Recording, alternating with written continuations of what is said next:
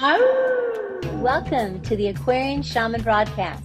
I'm Star Wolf, your shamanic host, and I'm here to teach you how to transform yourself and transform the world.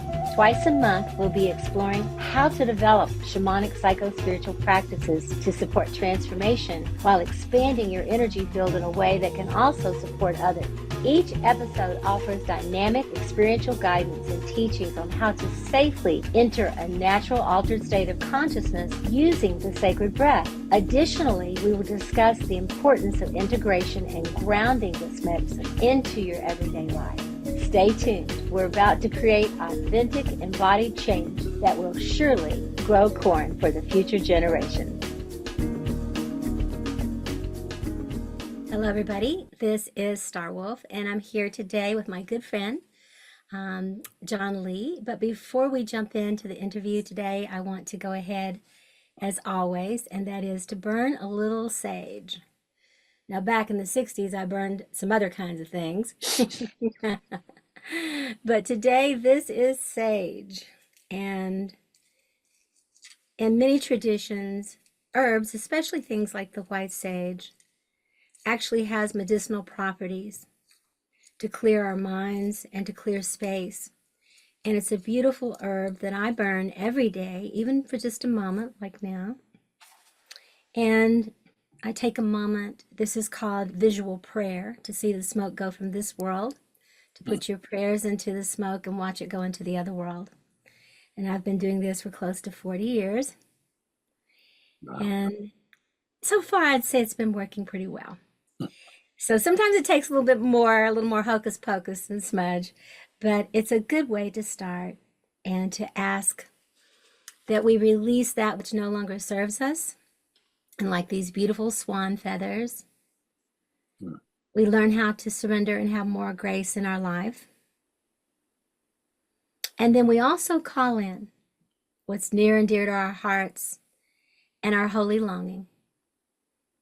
And we ask that whatever comes to us will grow corn in our lives, as Grandmother Twyla, my Seneca Wolf Clan grandmama, used to say, that it will actually produce something positive in our lives and for those that we serve. So I always like to give a little shout out, a little acknowledgement to one of my main teachers, it's Grandmother Twyla Annette, the Seneca Wolf Clan, who's on the other side and passed over at 93 years strong. And pretty much until the last year, her life was a teacher and still a teacher for many. In fact, I have her sitting here right here with me. I don't know if you can see it or not. I'll hold it up and see if we can get that a little bit. But there's Grandma. We're at a gathering, Wolf Clan gathering, and I was sitting on the ground and she was stroking my head and blessing me. And so I've always got her right here looking at me and knowing that she's got my back. Also, another teacher that I like to recognize because the work that I've been primarily doing in the world, other than trying to be a good human being or a real human being, as Grandma would say, is to acknowledge Jacqueline Small with Transformers, and who introduced me to breath work over 40 years ago, actually 43 years ago. I was just a whippersnapper, as they say, and I was bitten by the breathwork bug because it helped me with my sobriety. It helped me to remember who I was and to begin to energetically release what I wasn't. And that was my dharma and my calling, and it's what I still do to this very day all around the world.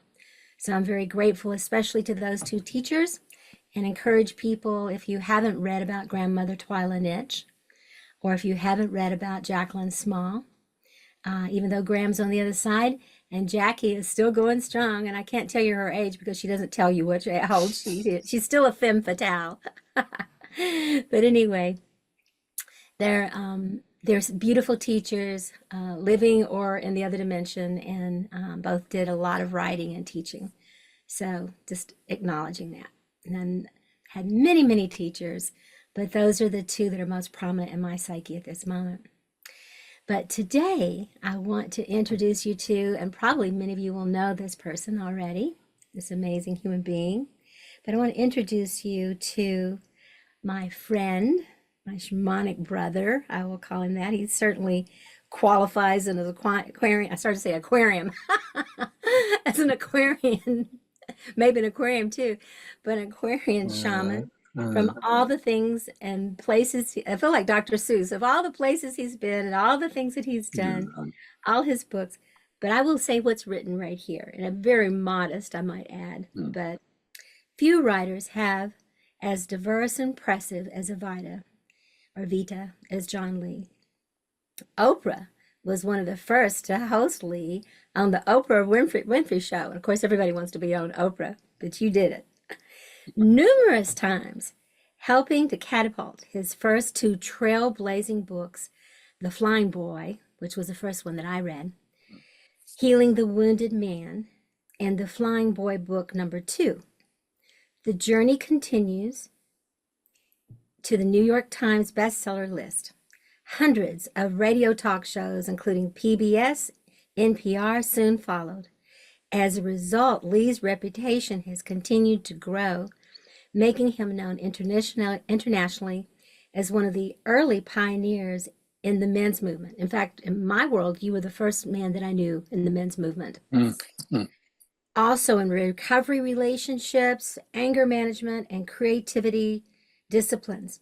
Additionally, Lee has become one of the most highly sought after consultants and trainers in the global clinical environments, including the Betty Ford Center, the Hanley Center, the Cleveland Clinic, Guy's Hospital in London, and South Hospital in Sydney. Relying on his 35 years of counseling individuals and couples, including myself and my late husband, and maybe my present husband if he's not better. Anyway,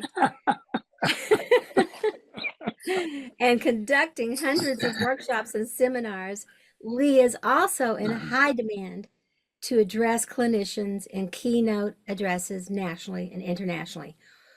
Whew, Phew. been a busy fella for No several wonder decades. no wonder I'm so tired. Oh my goodness. And you've recently made a move here to North Carolina from Texas, right? Yep, Yeah. yep, yep, You're living in the beautiful mountains with your dog yep, and creating yet another chapter in your life. yep, yep. Yeah. Yeah. As I say, one of the greatest forms of passivity is the failure to begin again. Oh, you've got to send me that in a text Mm, message. mm. I want to put it on my wall and also send it to everybody I know. Seriously.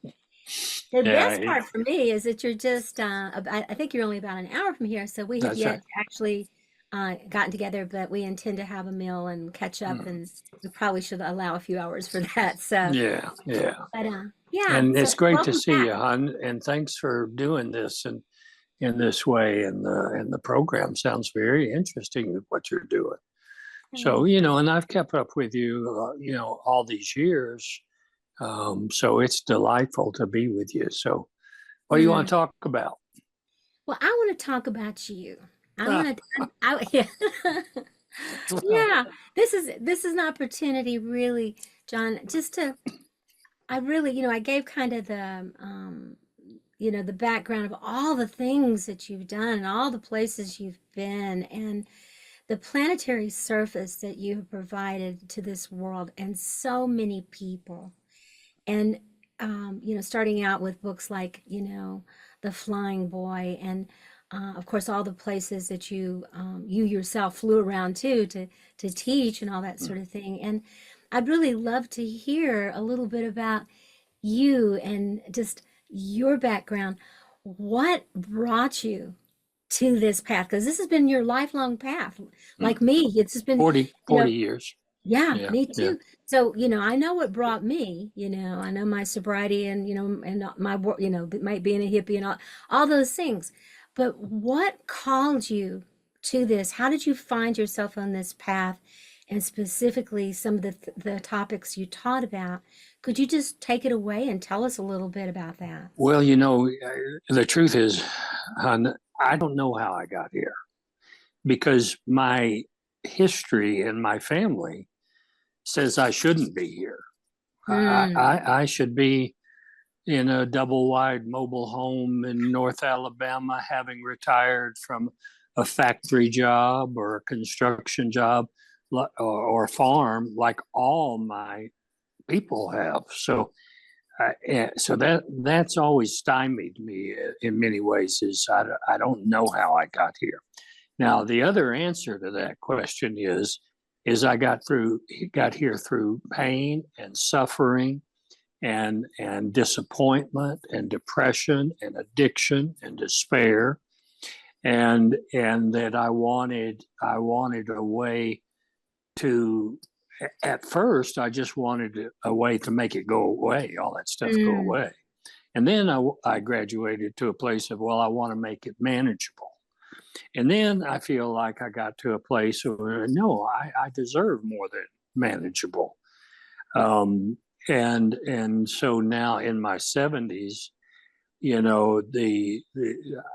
I feel like I deserve rest and peace and nature and dogs, um, and lots of sleep. And yet I still teach and like you and speak and do podcasts, and I do private sessions. Just got back from a big men's gathering. First one I've done since the virus hit, really 150 guys up in Mm. Connecticut. So, but the truth of all that is that, you know, everything that I have written about and teach comes from firsthand experience with whatever it is I'm dealing with. In the Flying Boy books, it was I didn't know about feelings or emotions.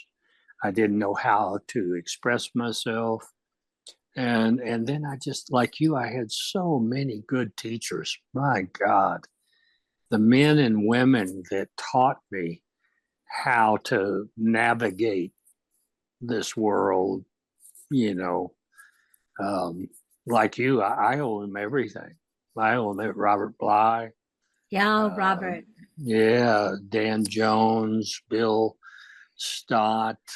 The list just goes on, and all these women, Sandy Enright. Uh, uh, so how I got here is a mystery, and if there's a place where you go to get mysteries answered, I'm gonna say three questions to the divine intelligence. I'm gonna say, so one, how did I get here? Two, what are dreams really all about? I want to know, why'd you give us dreams? Night dreams. And three, why did you make dogs have the shortest lifespan Oh, of the greatest companion a man or woman can ever have? You let turtles live to 150 years old. You let parrots live to 50 or 60 years old, and you can't take them for a walk. But a dog, 12 years, 15 years, I want to know the mm. answer. What were you thinking? So, anyway, that's some of maybe a sort of a weird response to your question. Yeah. Well, weird is good, but it didn't sound weird at all to me. But of course, I'm not a good judge on that. I've been called weird my whole life. I used to cry about it in school, and now I'm uh-huh. grateful for it Uh-huh. and all I of that. remember I remember when the Flying Boy first came out. Now, I wrote that when I was 33, and I'm Oh my goodness. 73 now. And I went back home to my high school reunion, and I asked several of the guys, I said, did you read the Flying Boy book that talks about shamans and dreams and I Ching and all this stuff that, I love? And they said, oh, yeah, yeah, yeah, we read it. And I said, well, what'd you think? And they go, what do you mean? I said, well, you thought it's pretty weird, didn't you? And one of the guys in my buddy said, John, you've always been weird. you, you've been weird since we were kids. No, we didn't see anything particularly weird about it. It is interesting that some of us grew up, maybe everybody, I don't know, and almost anybody I talk to says they feel weird, whether they had it with the most popular kid or the lost child or, whatever roles. I think all kids are just trying to figure things out. After all, they do come from families of origin, and all Mhm. families, have their stuff, their light and shadow. And so at some level, we probably all feel a little bit weird. I think Well, about, most of us yeah, feel like we're the odd one out, yeah, and it yeah. just depends on what form our odd takes. Yeah. Well, part of that is we're hardwired as tribal people in early times that if we were too weird, we would be cast out. Right. We would be left behind, Right. and we wouldn't get fed. We wouldn't, Hmm. those kinds of things. Hmm. And so, in order for the tribe to survive, there had to be developed kind of a herd mentality, Hmm. you know, just like I work a lot with energy, and I've written a book on the wolves, and some of it's more spiritual and some of it's more historical and genetic and that sort of thing. But the wolves have to assign roles to each other Hmm. and figure things out, Hmm. and if one doesn't, then they become what's called a lone wolf. Hmm. And Hmm. lone wolves often don't survive out there in the Not world, very long. you Mhm. know and so so how do we, and I think you would go great with this to speak about this. How do we manage to figure out how to fit in as part of the pack and find our sacred purpose or our role? Hmm. Hmm. And, when we're a weird one, sort of thing. And at the same time, maintain our specific soul's urge. Jackie would call it your soul's urge that's uniquely you, that might be different from anything your pack's ever seen before. Now, before you answer that, I will say to you, I grew up in Western Kentucky, where my late husband went into the quick pick one time with me, and I went out. When I came out, he was smiling. I said, "What's going on?" He said, "All those girls were flirting in there with me, you know?" Hmm. And I said, "Yeah." And I said, "It's because you have teeth." Or at least three teeth. And so, but he said, anyway, but the point is that, Uh, there's when you come from some place where you're an odd duck and people are just worried about having teeth, and you're thinking about these higher thoughts and things, so to speak, and having visions and, weird experiences that can't, the dream time. hmm. I've always been a huge dreamer. I met grandmother Twyla in the dream time, and then I met Hmm. her in person years later without knowing who she was until I met her. Hmm. Hmm. And Jackie, still to this day, both of them visit me Hmm. frequently. In your Last dreams. Uh, last night, hmm. as I was just barely asleep, and I don't know who this one was, but somebody came into my room energetically. I felt them, and they said very loudly in a male voice, "No," just Hmm. like that.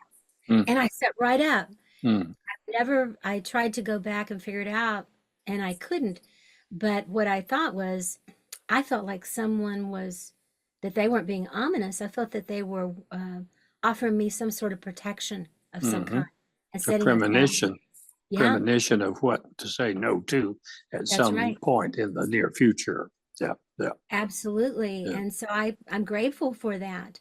I've always had that kind of relationship with the dream time, like the Aboriginals would talk about. Hmm. So, what about you, John? Have you had premonition dreams or dreams that um, directed you? And we all have, dreams that we dream, but I mean something more paranormal or shamanic that you would say in your life that really, Yeah. Especially yeah. when I was young, Mhm. in my 30s. And for this was the time when I was leaving academia, teaching college, and entering the speaking circuit and in the recovery field and the men's movement and stuff. I was having dreams that were blowing my mind and educating me and stuff. I say this to I said this to my men's group that I'm in. Um, as I've gotten older, those dreams don't often, but one of the big ones, I'll give you two big ones that really changed my life. I was trying to write my book, The Flying Boy, but I'd been reading Carl Jung for maybe 10 years Mm. before. And so as I was writing, I had this grandiose sense that I wanted to be a Southern Carl Jung. I wanted to have that kind of impact on the world. And consequently, I couldn't write The Flying Boy. I couldn't write it. I couldn't write it. I couldn't write it. I couldn't write it.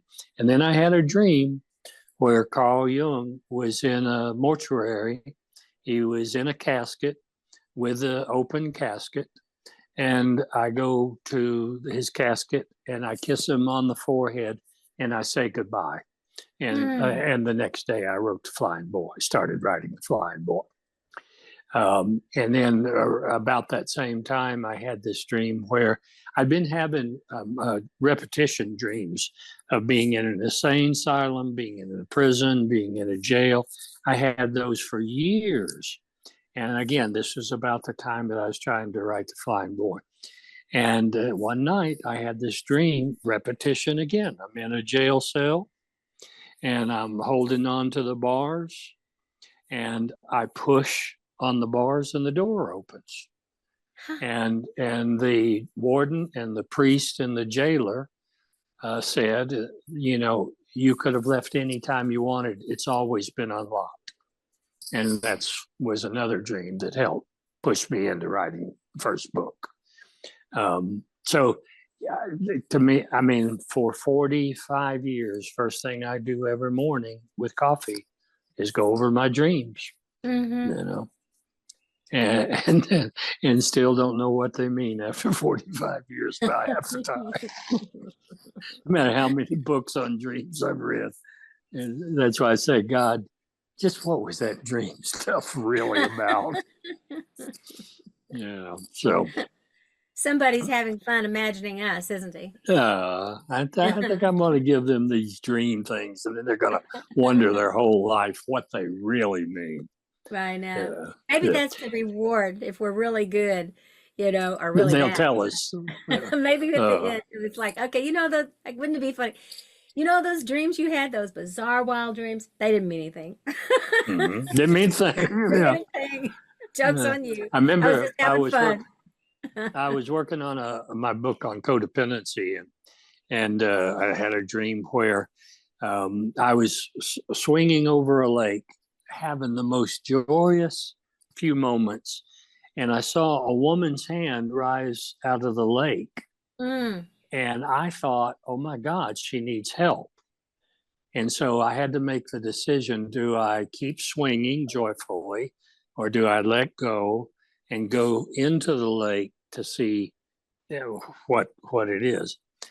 So I release the rope, I dive down and I go into a cave and I find a woman and she has this beautiful cave and it's just wonderful and beautiful. And it turns out she didn't need any help at all. And that's when I thought, I got to work on this codependency thing. Big time. And thanks to Pia Melody and Ann Wilson Schaaf and Melody Beattie, changed my world, plus going to Codependence Anonymous meetings for years. Yeah. Absolutely. It's the era that you and I both really emerged from, in the 60s and the 70s and that, was really the beginning of a whole lot of self-help. I mean, AA and, had been around for about, I think 30 years. Yeah. 30 years. And the Al-Anon and that sort of thing. And then, all of a sudden there was Family of Origin, Foo, Foo on You, and well, Esalen came out, all that happening. It was a burst. It was a boom. It was. And I'm so glad we got to ride some of that wave.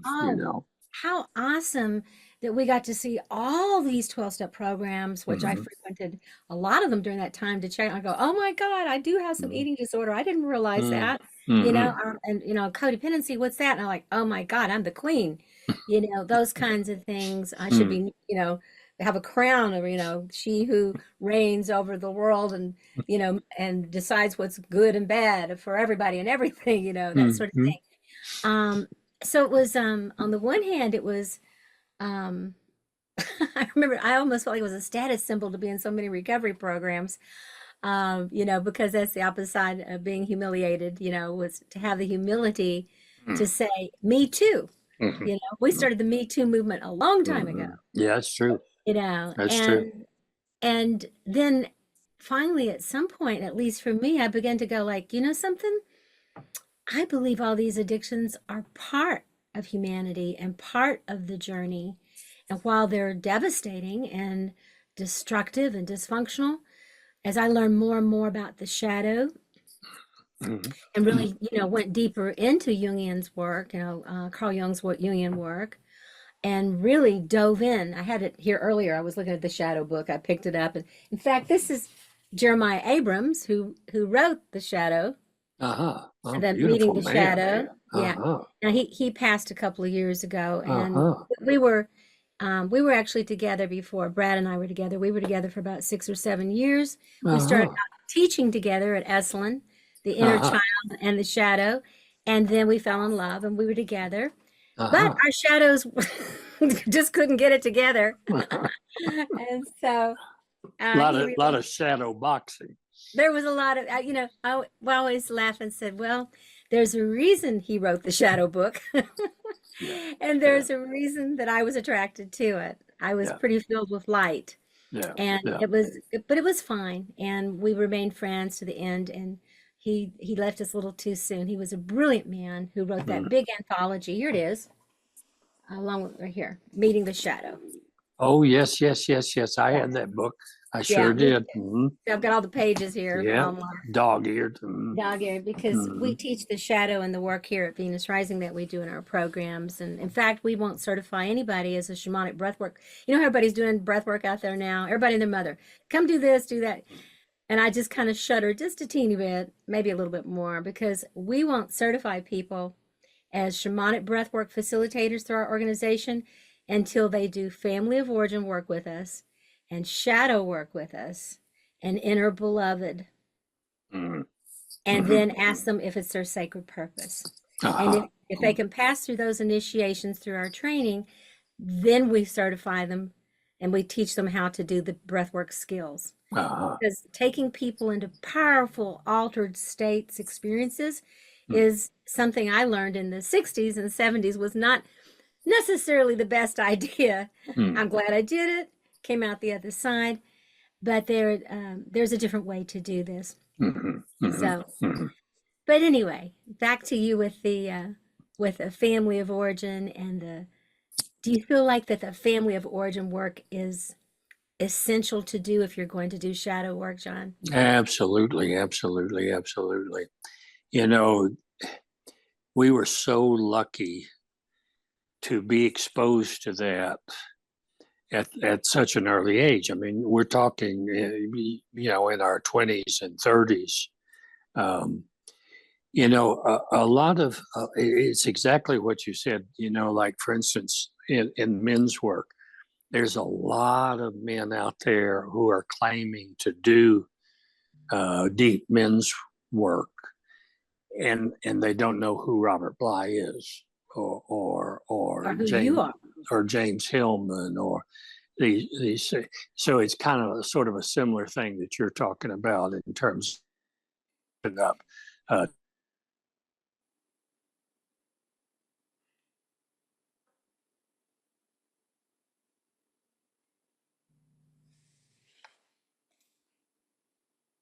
One of the pieces in the movie is this woman who just says, "Come to my house. We're doing breath work." Literally said that, and Could you they repeat that one more time, John? Had a little glitch there for a the moment, and it sounds important. I want to know what you said. the in the movie, the one of the characters just says to these other characters, "Come to my house tonight. We're doing breath work." I just saw it 2 hours ago, and it's exactly no training, no certificate, no, just I want to do this, and so there's 30 people in a room who's pretending, So anyway, Yeah, sort of a similar yeah, thing to the men stuff in a way. Yeah. yeah. But with that said, there is also some young men coming along. And that's one thing that is thrilling about where I am in my career is I have just enough I don't know, seniority or something to where I can help some of these young men get broader venues and speaking places. Like we're having a summit on healthy masculinity at the end of June. Mm. And this place in New York that puts together summits and conferences and has for 40 years is doing that. But one of the thrilling parts is two of the young men that I've mentored is going to present. Oh, how I mean, wonderful. yeah, and rightfully so. They've done excellent work on themselves. They really know their stuff, and so I was able to say to I mean, I'm speaking at the summit, me and Thomas More, and How wonderful. some other to say I'd like for these two young men to have a spot to teach what they've got to say because me and Thomas More are going to die soon. We're not going to be around. Get it while you can, forever. right? Yeah, yeah. Like So, Janis Joplin, right? yeah, so these young men have got to have their turn, So They do have to have their yeah, turn, and but say, I want to speak into something it just kind of rose up here, and it's been rising up a lot for me, but also for some of the younger people I work with, um, that it seems that part of what I'm concerned about, and I can understand what I'm concerned about, is people doing a lot of this shadow work, family of origin work, addiction work, experiential kinds of therapies and things when they really haven't had the experience themselves and the time to go through their own crises, mm-hmm, their own dark nights of the soul. mm-hmm, These are not just old fogies saying this. This is from time began.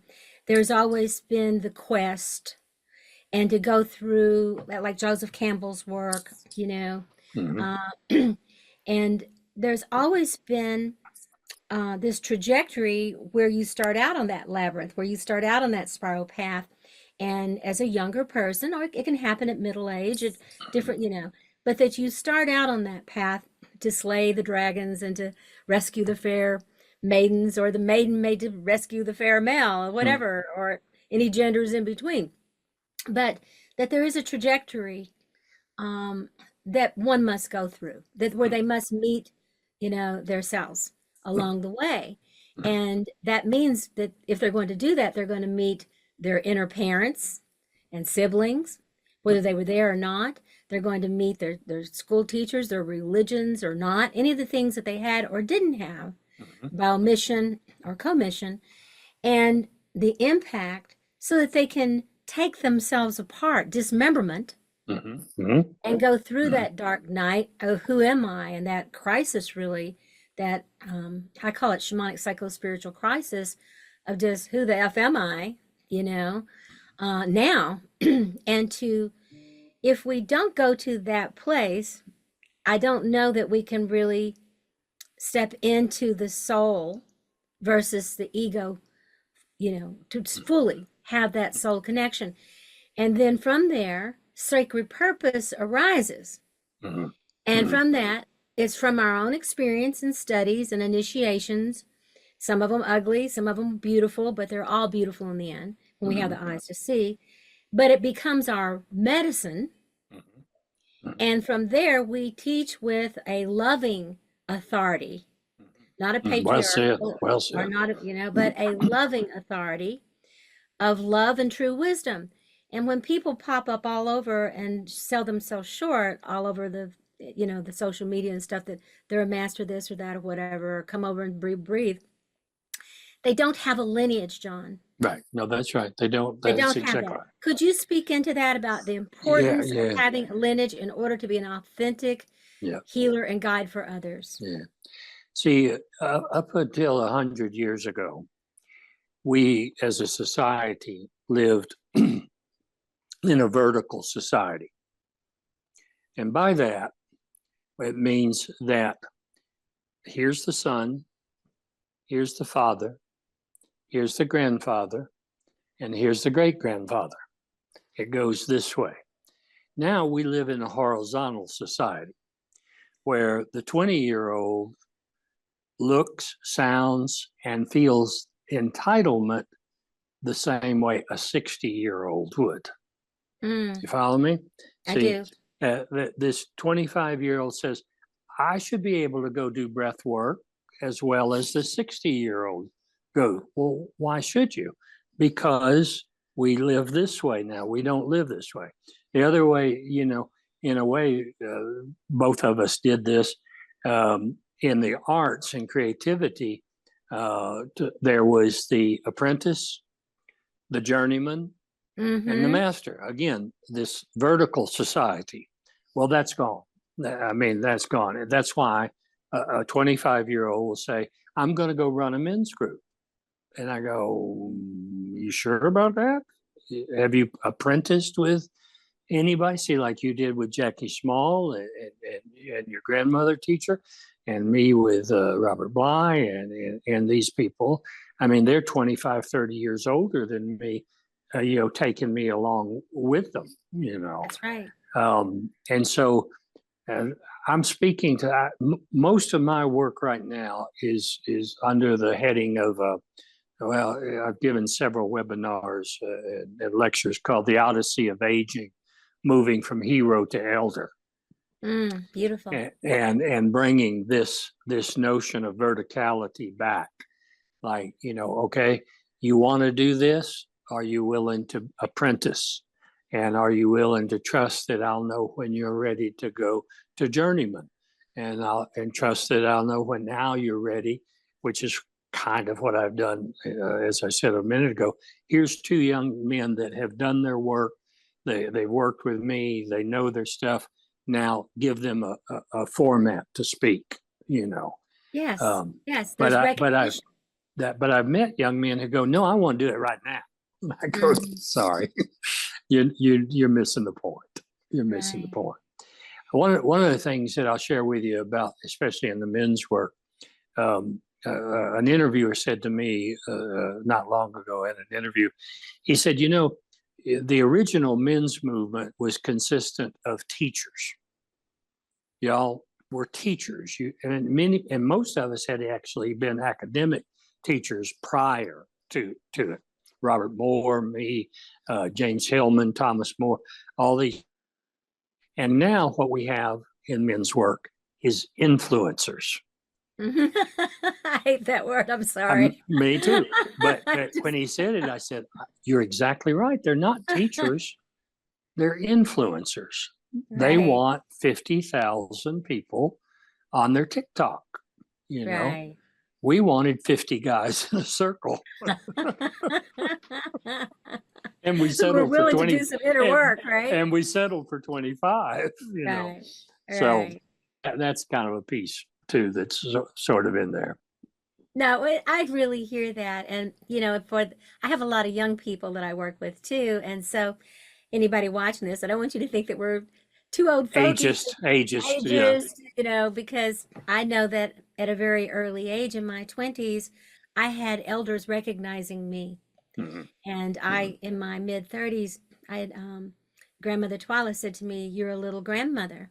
Mm-hmm. And she said, you got sober at 29. You've been worked in the mental health since you were 19 years old. Wow. You've been an addiction specialist in your 20s and your 30s. And then I had a hysterectomy, and she said, you no longer have a moon time. You've been through, and she says, you're a little grandmother. And she said, but you still don't know as much as me.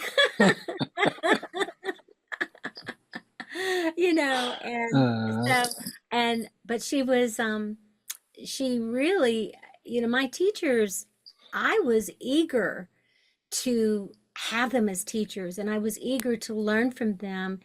And as they kind of, they're the ones who give me the boot, you know, mhm, mhm, said, do, you know, encouraging mhm, me about things. And as they did, I frequently turned back to them and said, you know, this is what happened, or this is what I'm thinking, or that, you know, mhm. it's, you know, one of the things I've learned a long time ago, early recovery, is that we don't do anything alone. We may No, think we are. I'm an only no, no, child. I'm very no. independent. I'm an Yeah. only child. But I'm very clear that, because one time, I'll say this real quick. My friend Eric Gonzalez, who's a Mayan shaman, he's my age. We've been friends for a long time. He lives out in California. He's from Guatemala. And he says to me, Stogolfo, I'll come over to see you. I'll have dinner with you. Okay. I said, okay, I'll fix dinner. He says, we'll be there at 7. I thought, oh my God, you know, he could bring 15 people with him, you know, so Mm. I'm doing all this. He comes in and I said, well, where's the others? He said, oh, they're here with me. And I said, what? He said, can't, they're here Can't you see them? in the spirit world. Uh, And I said, oh, I made a lot of food. He said, that's okay. We make plates for them, spirit plates, you know? uh, So so for me, the point that I'm making around that, John, is that I think that there's a soul loss that happens when we believe that we're alone and that we mhm, have to do mhm, it alone, mhm, and that there's actually something about I did it alone. And I mhm. know it's okay to watch the little toddler stand up and walk for the first time, and he does it alone, and we celebrate when people go through rites of passage and that sort of thing. But the reality is, there's not a thing we do alone. No, From the no, air we breathe and how no. it's made by trees, to the food Mhm, we eat and how it grows, to the creatures that we interact with, to the people that there's not a single thing from electricity to air to water to cars that we are doing. There's millions no. of people every day Yeah. that have contributed to every single thing, even if we don't walk out of the house. Mhm, You mhm, know, the chair that we're sitting in that got made, and then the people mhm, who shipped it over, and then the mhm, people who sold it, mhm. you know, and all those kinds of things. And Well, see, the hero thinks I did it alone. I did it by right, myself. The elder knows that's not true. But the yeah, hero, one of the movements from hero to elder, as I talk about it, is the recognition that, yeah, it appeared like you were doing it alone, and you thought you were doing it alone, but all the while you were being carried on great wings that you didn't see, you know, that's true. spirits that you didn't know were around, guides that you didn't know was there. You thought you did it alone, but when you move over into elderhood, you are absolutely beginning to get clear. No, I never did it alone. And as an elder, not only can I not do it alone now, I need more people as an elder That's in right. some ways than I did at 35, you Yes, know, weeks. absolutely. You know, I need people, you know. Um, and and uh, and so that's part of that journey is to go, oh, not only do I need people, I need to be there for people, Mm-hmm. especially the young people. I mean, that's my task more than anything else right now, is to give whatever I got, whatever little I got, to young people. I need that image that you said that your grandmother said. How did you phrase it, or she phrase it? To be corn. Uh, how did you say that? You make corn. You know what I'm talking about? Yeah, I'm not sure. your grandmother Yeah, in the Twyla. thing.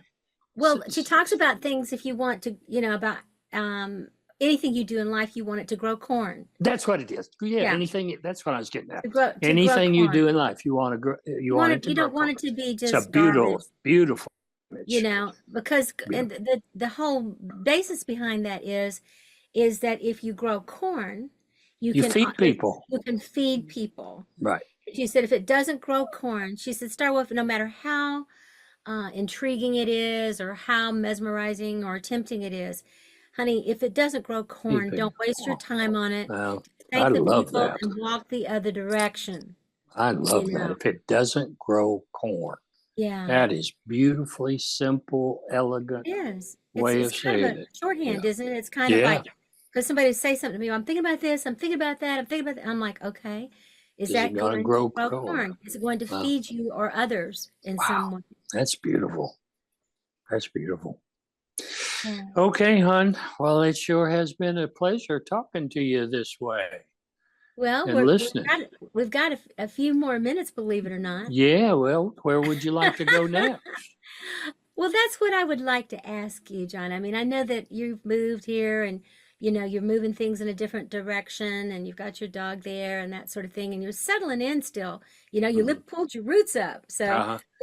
there's a little bit of a shock that happens when we do that and or maybe sometimes a big shock even if it's exactly what we want and we get it. Mhm. Mhm. But to put those roots down now so that the nurturants can start coming through and we still got about 10 minutes here, but Well, in my I, mind, I'd love to hear what you want for yourself. Two things. I'd love to hear from you what you want, feel like you want for yourself in this next phase of your life, because, we might be like Grandmother Twilight. We might be around till we're almost 100 years old. My mm, mom's 93. My mhm. dad passed at 94, you Mhm. know. My dad is 96 right now, and my So that, mom is 94. so Yeah. you see, we've Yeah. got some Yeah. long genes here. So, Yeah. Yeah. to keep our brains vital and our bodies. But how do you have a sense of what's next for you? I mean, I know you're there for your dog, you're doing this, that, but do you have a sense of um, any calling that you have at this time?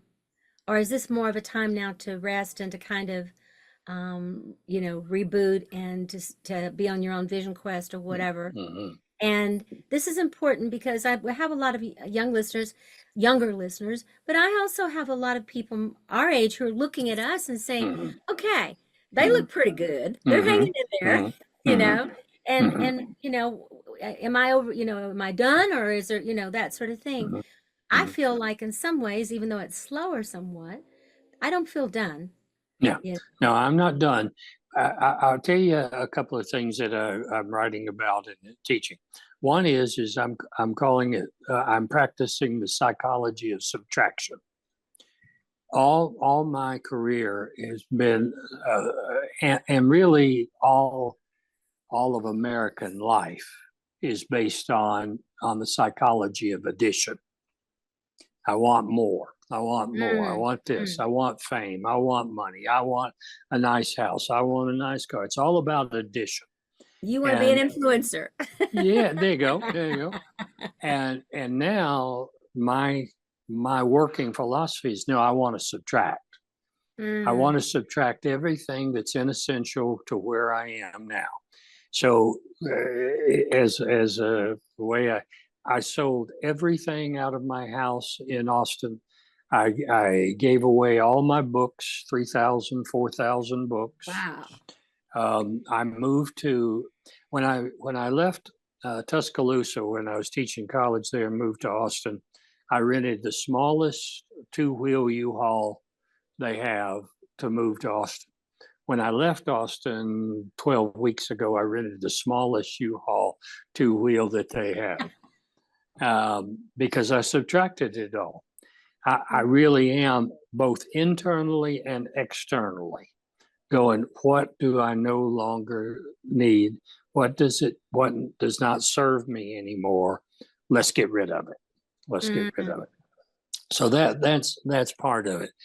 The second part is really focusing on what I'm calling being an elder in training. mm. I want to know. I'm reading everything I can about elderhood and trying to figure out and pulling out the wheat from the chaff of elderhood material. um, from Roll to Soul by Connie Zweig, one of Oh, the yeah. greatest books about eldering there is out there. What does that mean? What does that look like? and for me, a lot of it is about, getting down to the barest essentials of life, so that I, going back to what I said earlier, have more rest, more relaxation, less stress, more time in the woods. Um, I call myself an elder in training, but I'm also kind of a recluse in training. This is my time to be with me in ways that I haven't been. I mean, Mhm. I'm an off the scale introvert that did 200 days a year going out and speaking. And that took a toll on my psyche and soul and body. So I'm Mhm. trying to get more rest and relaxation. It's going to be very, very hard for me to go on the road unless it's something. I got an invitation this week to do a men's thing down in El Salvador, and I'm not getting on Oh, a plane to go into a retreat center in El Salvador. That's 10 years past. That's 15 years past. yeah. Now, if you want to bring the guys from El Salvador up to North Carolina, count me in. But so so less is more. Less is it's there's that cliche is true as it can be, Mhm. less is more. Um, I'll give you two little poems that sort of sum up. This one's by Rilke, the German poet. He I love says, Rilke. he says, sometimes during supper, a man stands Oh, up and I know walks this one. outdoors and keeps on walking because of a church that stands somewhere in the east, Whew. or in this case, the Blue Ridge Mountains, Huh. stands somewhere in the east. And his children say blessings on him as if he were dead, while other men stay inside the house with the dishes and the glasses, and they die there. And they force their children to go far out into the world to find that same church, which he forgot. So this is me standing up during supper and walking outdoors, Mhm. not getting on a plane and going to a conference center, but to stand up and walk outdoors. It's interesting because I frequently read that poem during we have a program called SHIP, which is Shamanic Healing Initiatory Process. You Uh-huh. have to go through SHIP in order to become a breathwork facilitator. SHIP is where you Uh-huh. do your Uh-huh. own voyage and learn about yourself. Uh-huh. Uh-huh. But during the beloved segment and finding what your true inner beloved is, what is your beloved? Mm-hmm. I read that poem. I'll be dang. That's a That, be if you don't, if you don't go out and make that journey, then you don't really know who you are or what you really right. want, and you're Right. still following other people's agendas and maybe even your own outworn agendas. Agenda. Wonderfully And said. we Wonderfully cannot said. get to sacred purpose until we know what we love and what Mm-hmm. loves us. I love And that. That's wonderful. it That's a really wonderful feels, premise. Yeah. really feels like to me, Yeah. John, you are right on point again in your life. And I know we all have our spirals of ups and downs, but it feels like that you're, as well as a wonderful orator and speaker and teacher, that you're a wonderful listener. Mm-hmm. And Thank you. that you're listening well to others, but you're listening to your soul, to your inner beloved. And your inner beloved is, um, really being beautiful lover for you. Mm-hmm. And I feel that. I can see that radiance coming from you and the way I love it that you didn't have to hesitate about going to El Salvador of all places right now, especially. You might I not get mean, back. I don't know what the political scene of El Salvador is, but that didn't matter. It's just too Right. far I hear you. away. I It's hear just too you. far away. I hear you. Yeah. But I want to affirm, we've got 2 minutes here. I want to affirm that your work, and I hope mine will too, but your work lives on beyond you, like Rilke, like Jung, all of Mm-hmm. that. It will live on for a long time. And Mm-hmm. all the people that you taught and their children Mm-hmm. and their grandchildren, and that your legacy is intact. And that Thank you. the legacy now that you're teaching, and you're teaching me as well, because there's so many things you said that are so close to my soul right now, and my kind of Mm, teeter-tottering and looking to how to do exactly what you're talking about in many ways, while at the same time wanting to mm, serve in a wonderful way as well. So I'll be watching mm. you, and we're not that far apart. I do want to get together, have No, we'll get together. We'll get dinner together. and I'm here. talk. I'm here at this house for about 5 more weeks, and then I'm going to Asheville. So between now and the time I leave here, we'll get together Oh, that sounds in wonderful. Silva or Henderson, Yeah, Franklin, either in yeah, Silva or Franklin. Yeah. yeah. Silva's Thanks. just 10 minutes from here. So, but Thanks for anyway, having me on this, son. I really enjoyed seeing you and talking to you, and you're doing great work, and your legacy's intact. I can't imagine how many people have gone through y'all's program over these I don't years, even know. I don't even Yeah, know. And yeah. we're in like 33 countries now Oh with my our God. facilitators all around the world. Oh And I my just God. finally released for a Oh my person to start God. teaching the high level of the training in Bali. And it's the first time I've Oh done my that. But there's God. so many young people there breathing that I Uh, really wanted them. And I've been to Bali several times, and I'm not going back. So I'm glad they got a captive audience there of thousands of uh, young people, and I'm like, uh, I trust these people. I'm like, you can have it. You can do this there. So all right. anyway, you Okay. take good care of Well, yourself. thanks Thank you again for a for wonderful having me, interview. and we'll talk again soon. Okay. Okay, I love you, Thank you. and Love you too. Bye keep bye, keep hon. howling, keep howling out there, my friend. All right. Ow! Bye bye, hon.